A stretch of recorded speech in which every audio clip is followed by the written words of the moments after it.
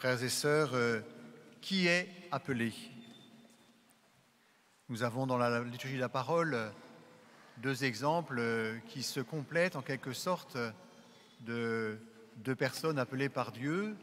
Le premier, vous l'avez entendu, Isaïe, se trouve dans le temple, il a une expérience étonnante de Dieu, la gloire qui se révèle dans le temple, les séraphins et les anges qui volaient de partout, et il se dit « je suis foutu ». Ou du moins, c'est moi qui glose un peu, il dit « malheur à moi, je suis perdu, car je suis un homme aux lèvres impures, j'habite au milieu d'un peuple aux lèvres impures, et j'ai vu le roi, le Seigneur de l'univers ».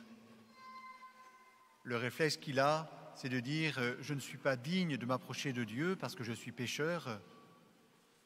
Et Dieu répond, en quelque sorte, par le geste du séraphin qui vient purifier ses lèvres, donc pour en quelque sorte lui pardonner, le purifier. « Ton péché est pardonné », dit-il. Et ensuite, et seulement ensuite, « qui enverrai-je » Le prophète répond « me voici, envoie-moi ».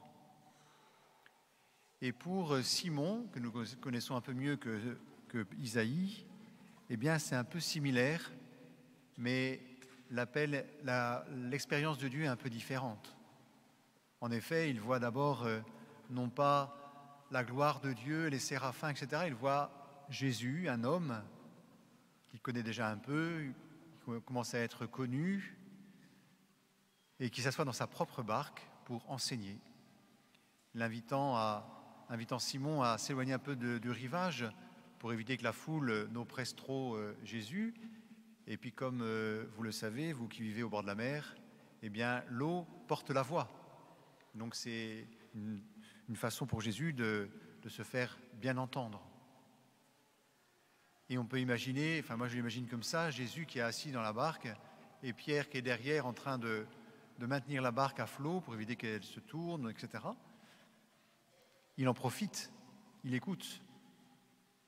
Et puis, une chose étonnante, c'est que Jésus, qui est plutôt un charpentier de métier, va demander à Pierre, qui est un pêcheur de métier, de pêcher de nouveau, d'avancer au large, de jeter les filets.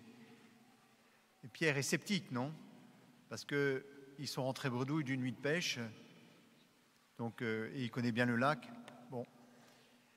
Et le premier acte de foi que fait Pierre, c'est « je vais le faire quand même ». Je vais le faire quand même. Sur ta parole, je vais jeter les filets. Et il le fait, et il a une pêche étonnante, comme jamais il n'a eu. Et l'évangéliste insiste pour montrer la quantité de poissons. C'est d'une part, les filets sont prêts à craquer, et il fait signe à l'autre barque, les associés, de venir l'aider. Et les deux barques sont remplies de poissons au point qu'elles enfonçaient. C'est dire la pêche, c'est dire la quantité. Le réflexe de Pierre, c'est qu'il comprend que cette pêche miraculeuse indique qui est Jésus, au moins en partie, c'est l'envoyé de Dieu. Et comme pour le prophète Isaïe, Pierre reconnaît sa pauvreté, son péché. « Éloigne-toi de moi, Seigneur, je suis un homme pécheur. » Et Jésus répond « Sois sans crainte. Sois sans crainte. » Nous connaissons un peu la destinée de Pierre. Jésus, sois sans crainte, tu vas désormais pêcher des hommes, tu vas être avec moi pour non pas pêcher des poissons, mais plutôt accueillir des personnes autour de Jésus et à la suite de Jésus. Ce qui est étonnant, c'est que Dieu appelle des pécheurs.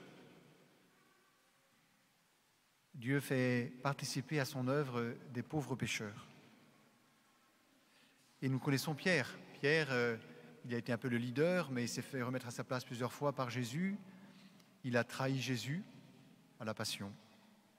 Et à la résurrection, sur le bord du lac, une fois encore avec une pêche miraculeuse, Jésus va lui demander par 3 fois « Pierre, m'aimes-tu » Et Pierre de répondre 3 fois pour répondre un peu, ou pour racheter un peu ces 3 fois, ces 3 mots de trahison. « Tu le sais, je t'aime, Seigneur ».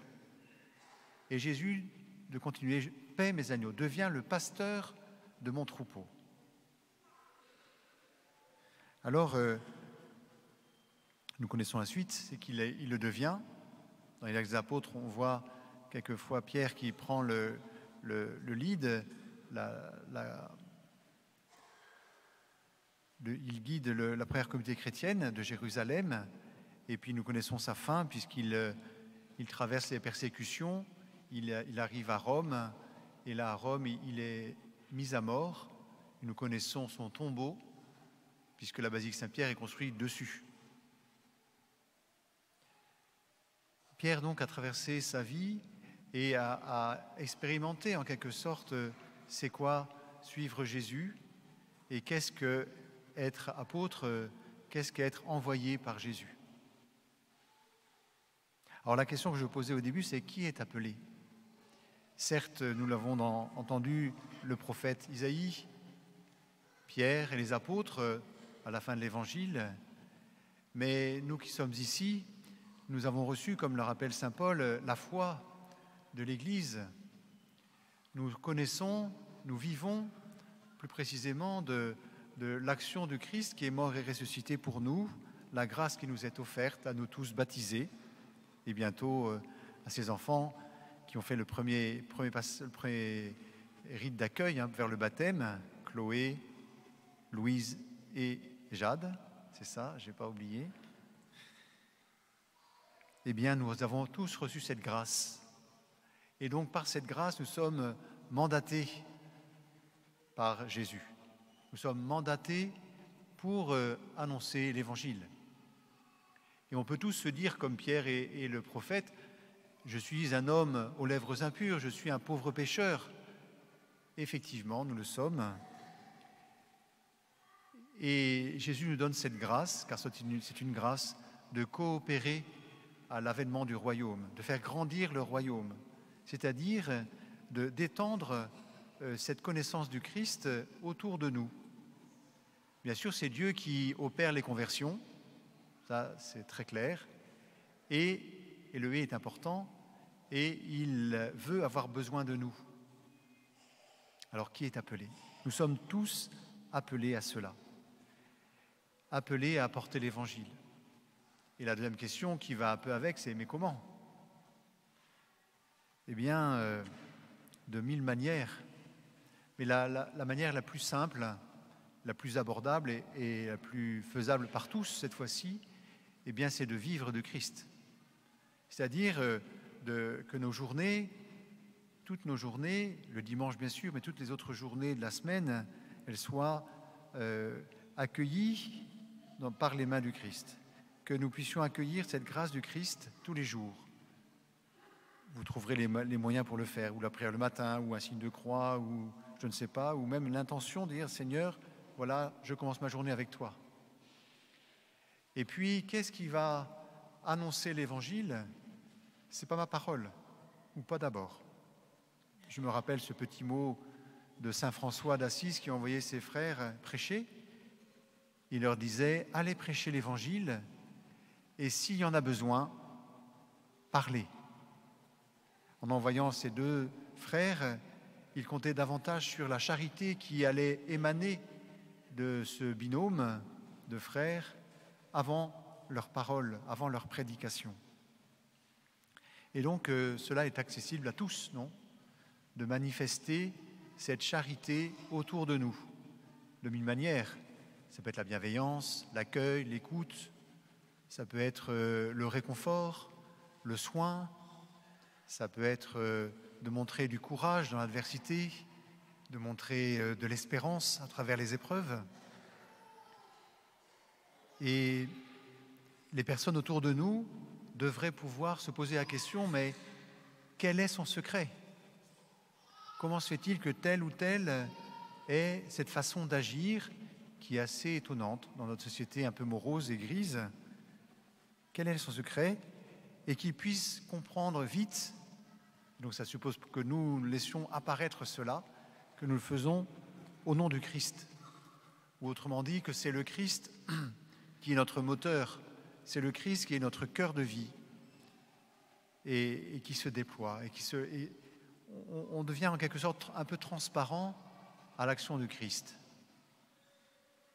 Mais cela ne se fait pas sans nous. Et donc, nous pouvons, dans cette Eucharistie, demander au Seigneur cette grâce de répondre comme Pierre,